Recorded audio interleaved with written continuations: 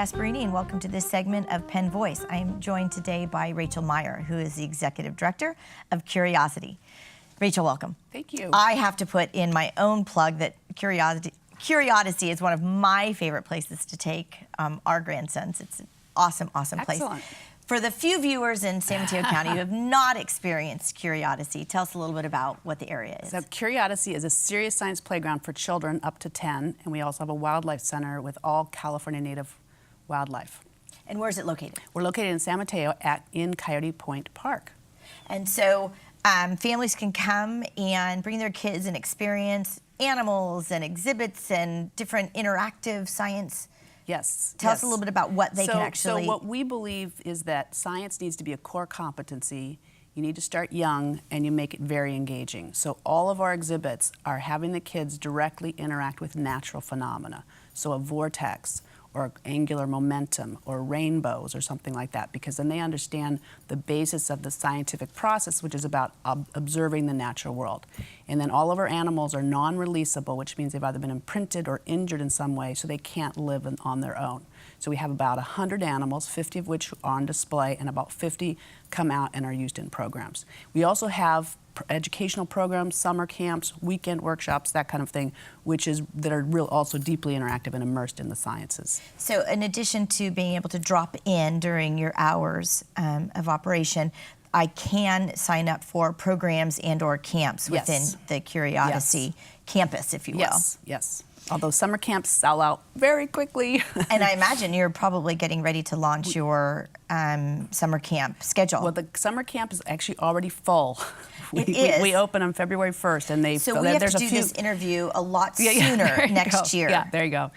But you do want to talk about an event you're doing on March 18th. So yes, tell us a little bit about that. Actually the first time we've done a STEAM festival, which is science, technology, engineering, art, and math. Some people may have heard of STEM, which is science, technology, engineering, and math. And we're inviting artists from the community in. We're also doing some of the work ourselves. So it'll be an event that celebrates, it'll be very interactive, celebrates all the ways in which you can engage with your world.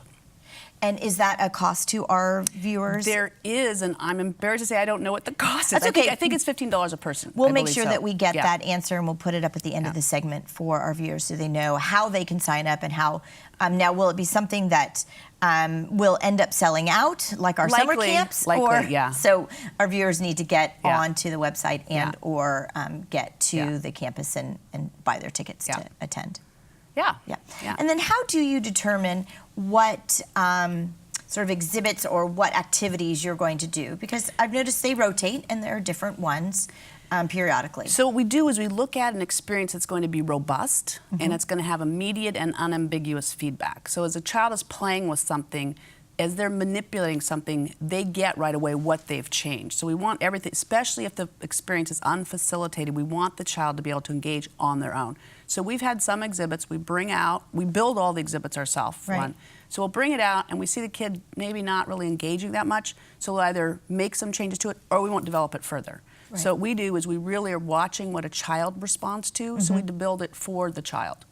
And it can be, any of the physics, so though we don't expect a child to walk away and be able to label these kind of things, that what we can demonstrate and what the child has experienced, the actual interaction with the phenomena. So like I said, they're interacting with fog or with a vortex or angular momentum. These are all sort of the basic scientific principles that then allow them to think about their world differently, to ask different types of questions. And what I love too is while the exhibits sort of evolve and some are new occasionally, you do keep them consistent as well. So when I know with bringing our grandkids in, they've always got their favorites that as soon as they hit that door, it is boom, right over to their favorite exhibit. So it's fun for the kids to sort of see something that they're familiar with, and then they can teach younger siblings or friends or what have you about that area and what they've experienced with it and how to do it and those kinds of things. Absolutely, and I'm glad you picked up on that, because sometimes we will get an occasional visitor that says,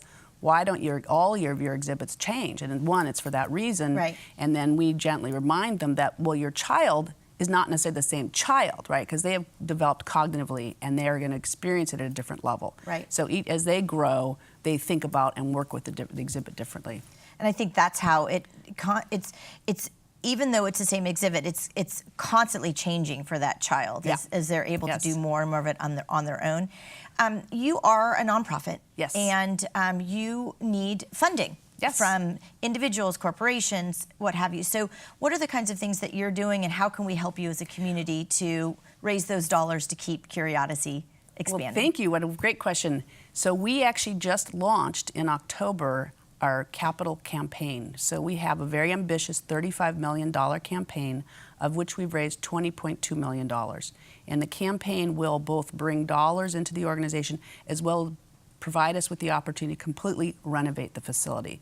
The facility was designed to be a permanent exhibition, so it actually has a built-in ramped space that we're going to rectify and essentially make 2 gallery spaces. So we'll double our gallery space, and we'll triple our gallery space and double our classroom space.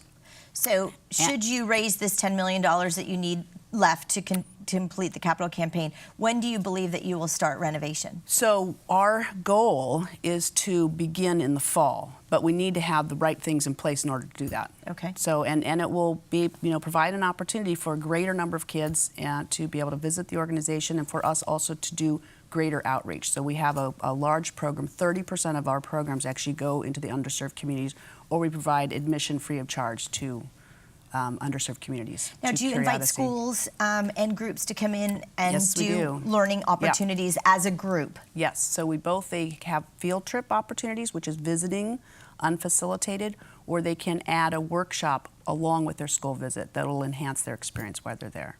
So if I wanted to do my son or daughter's birthday party at CuriOdyssey, do you also have those kinds of opportunities? We do. We have rental opportunities as well. Yeah. So that's, I think, full service. What a fun way for kids to have fun and learn. And I think people really need to experience seeing the kids in action. Yes, absolutely. Right? Because I think that changes. You and I can talk about it, and we'll even show photos of what CuriOdyssey is. But it's until you're actually there and experiencing that energy. It's quite an amazing place. Yeah. Well, you can see it. I feel when kids walk in the door there, they, in their glee and in their excitement and in their engagement, they feel like, here's a place for me. Like, these are the kind of things I'm noticing all the time, but everyone sort of, like, the adults kind of ignore that part. Right. But suddenly they're given the opportunity to really learn on their own, engage on their own, and get really excited. So. And I should say that it's also built to their scale. Absolutely, absolutely. It's very much as we talk about innovation and creativity and all that, what we also have is a very, very safe environment. Right. So it's one door in, one door out, and we know where those kids are at all times. Right, right. So we just have about a minute left. What are the kinds of things that you want to make sure our viewers learn about? One, we know you need volunteers. You're always looking for support for the capital campaign, folks to come and participate at CuriOdyssey and experience it. What are the other things that you want to make sure our viewers Well, I think what would be important for viewers to know is the richness of the experience, because on the surface it looks like fun, and it is fun. It is. But what is the child actually engaging with? They're really engaging with a really rich scientific experience that's going to give them a core competency to be able to interact in their world on a much more sophisticated way. Right. And I love the use of your website as well, because it's very informative with regard to when you have programs or actual lecture series, or there's an activity going on versus just sort of showing up and having free play as well. Yeah. And I'm sorry to say our viewers can't sign up for summer camp, but we can certainly get on a waiting list for next year. Yeah, there you go. Well, I want to thank you so very much, thank you so much, Rachel, for bringing CuriOdyssey to us in San Mateo County at Coyote Point. Viewers, if you haven't been there to experience the area, please do. Adult or child, or all of the above, grandparents and the like, you need to get to see CuriOdyssey, a great place for all families in San Mateo County. So thanks again, Rachel. Thank you. And we'll see you next time on Penn Voice.